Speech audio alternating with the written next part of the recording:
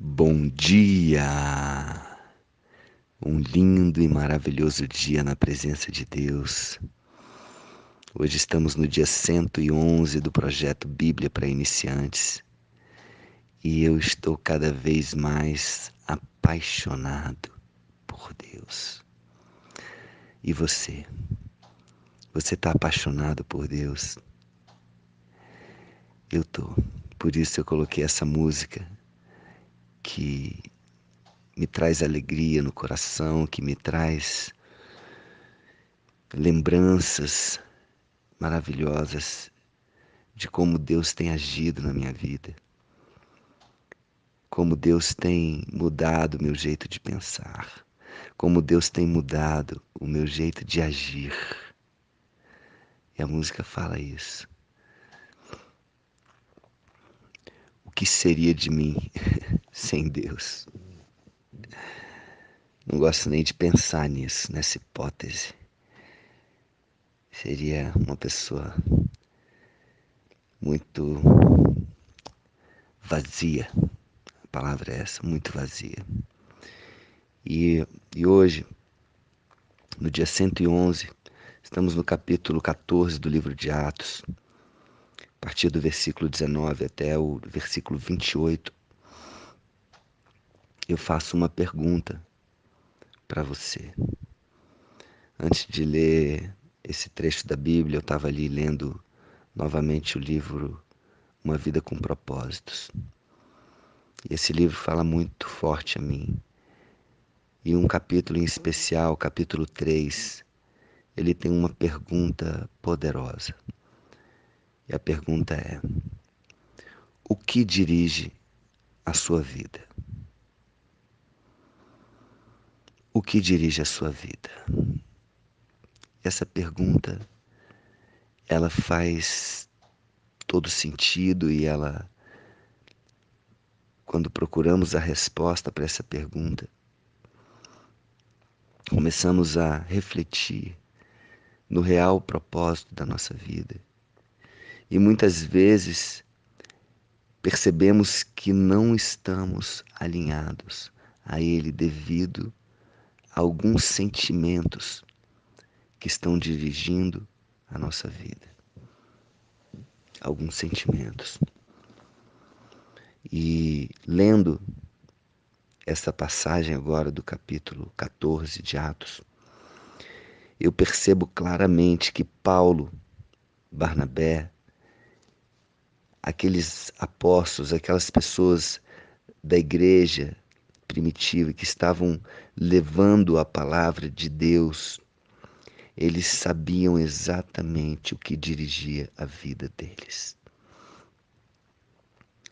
Um propósito, uma missão. Uma missão de levar a palavra de Deus, de levar a salvação, porque eles entendiam quão grandiosa é essa missão.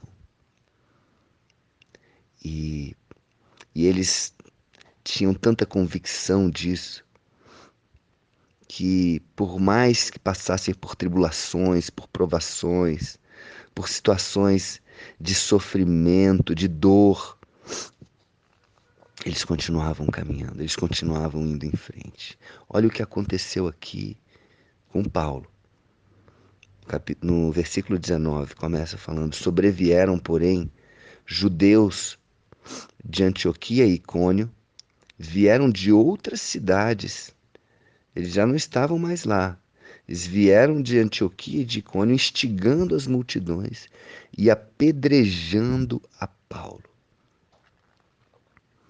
Olha só, muitas vezes nós passamos por alguns trechos da Bíblia, alguns versículos, e não percebemos ali. Tem muita coisa nesse versículo aqui. Apedrejando, instigando as multidões e apedrejando a Paulo. Eles apedrejaram Paulo. Paulo foi apedrejado, gente. Apedrejado. Arrastaram-no para fora da cidade. Imagina essa cena terrível. Depois de ser apedrejado, Paulo foi arrastado para fora da cidade e foi dado por morto. A situação devia estar tão terrível que eles olharam para Paulo e acreditaram que ele já tinha morrido. Imagina o quanto isso foi dolorido, o quanto isso foi sacrificante. Que cena terrível, que barbaridade. E continua. Rodeando-o, porém, os discípulos chegaram para ver como estava Paulo, olharam para ele, rodearam ele e Paulo se levantou. Paulo se levantou. Paulo não tinha morrido. Por que ele não tinha morrido? Eu creio que foi um milagre isso. Eu creio que isso foi um milagre. Porque, imagina, estavam várias pessoas ali, apedrejaram, arrastaram Paulo e deram como morto e largaram ele lá. Para mim, isso foi um milagre. Ou dos anjos de Deus anestesiaram ele e deixaram ele sem respirar um tempo para que aquelas pessoas deixassem ele e de repente ele recobrou ali os sentidos, respirou, voltou a si e levantou. Um milagre, como se tivesse ali sido curado, né? Como se tivesse sido ressuscitado ali. E já saiu andando. Levantou-se e entrou na cidade. E no dia seguinte partiu com Barnabé para Derbe, ou seja, tô 100% aqui, vamos embora, vamos cumprir, vamos continuar. Tipo assim, olha, pessoal, você consegue, você consegue perceber isso? O cara acabou de ser dado como morto, acabou de ser apedrejado. E é como se não tivesse acontecido nada. Levanta e no dia seguinte, vamos lá, Barnabé, vamos para Derbe, vamos para outra cidade. E continuou. Amigo, eu só tenho uma forma, só tenho uma explicação para isso. Um propósito de vida, uma missão bem definida para continuar um projeto desse, onde você praticamente foi morto no dia anterior e falar: vamos para frente, vamos lá.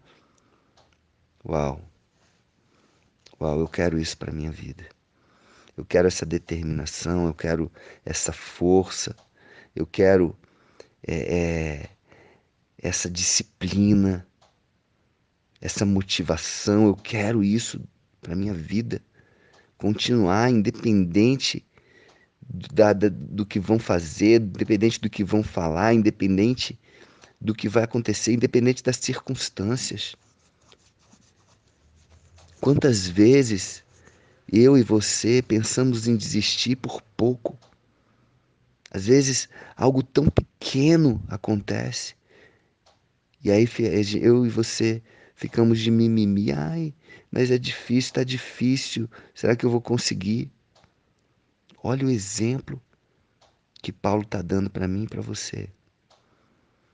Ele praticamente foi morto no dia anterior e no dia seguinte ele já estava de pé, levantou.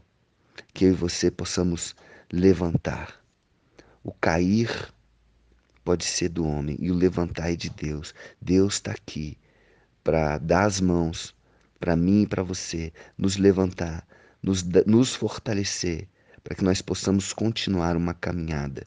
E se essa caminhada for com Deus, se essa caminhada for da vontade de Deus, acredite, Ele vai nos levar até o final. O propósito vai se cumprir.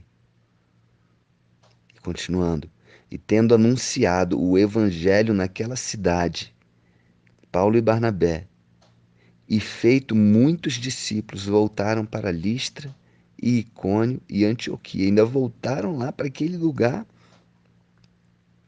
onde eles estavam sendo atacados. e fortalecendo a alma dos discípulos. Olha que legal. Eles fortaleciam a alma dos discípulos, ou seja, fortaleciam as emoções. E o que eu entendo por isso? Fortalecer a alma. A alma está falando de emoções. Então, muitas vezes, alguns discípulos poderiam estar começando a sentir algum medo, uma insegurança, uma dúvida, e ali eles iam e fortaleciam com a palavra, exortando-os a permanecerem firmes na fé e mostrando que através de muitas tribulações nos importa entrar no reino de Deus, e promovendo-lhes em cada igreja a eleição de presbíteros, depois de orar com jejuns, os encomendaram ao Senhor em quem haviam crido. Atravessando a Pisídia, dirigiram-se a Panfilha e, tendo anunciado a palavra em Perge, desceram a Atália. E dali navegaram para Antioquia, onde tinham sido recomendados à graça de Deus para a obra que haviam já cumprido. Ali chegados, reunida a igreja, relataram quantas coisas fizera Deus. Olha só, quantas coisas eles fizeram? Não, quantas coisas fizera Deus. Por meio deles, sim. Só que o foco era Deus. Não se ensoberbeciam, como na leitura de ontem, onde aqueles gregos achavam que eles eram deuses e eles rasgaram as suas próprias vestes, dizendo: somos homens como vocês, parem com essa loucura, nós somos homens como vocês. E ali eles se maravilhavam das coisas que Deus estava fazendo através da vida deles, com eles, através deles, e como abrir aos gentios a porta da fé, e como eles estavam sendo usados para a salvação dos gentios, ou seja, daqueles que não eram os judeus. E permanecendo não pouco tempo, e permaneceram não pouco tempo com os discípulos ali. Amém? Eu fico também maravilhado com o que Deus faz através da minha vida. Esses dias eu tenho recebido, eu tenho visto tantas coisas acontecerem e eu fico assim, uau, quem sou eu? Quem sou eu?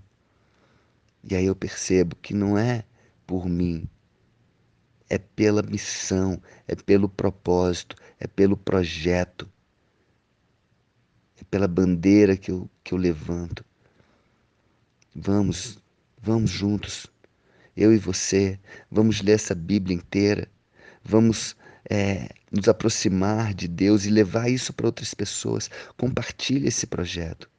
Se esse projeto está fazendo a diferença na sua vida, e eu creio que sim, e eu espero que sim, compartilhe ele, compartilhe com quanto mais pessoas você compartilhar, melhor. Às vezes as pessoas vêm me perguntar: LP, eu posso passar esse projeto para alguém, para algum grupo?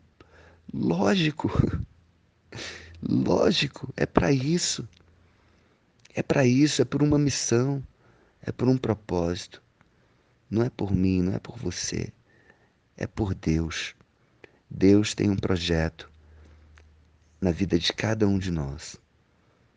Que esse projeto seja cumprido e que nós possamos ter um propósito, uma missão bem definida e que isso seja aquilo que vai dirigir a minha vida e a sua vida.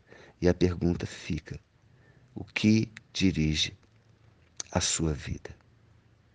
Um beijo no coração e até amanhã.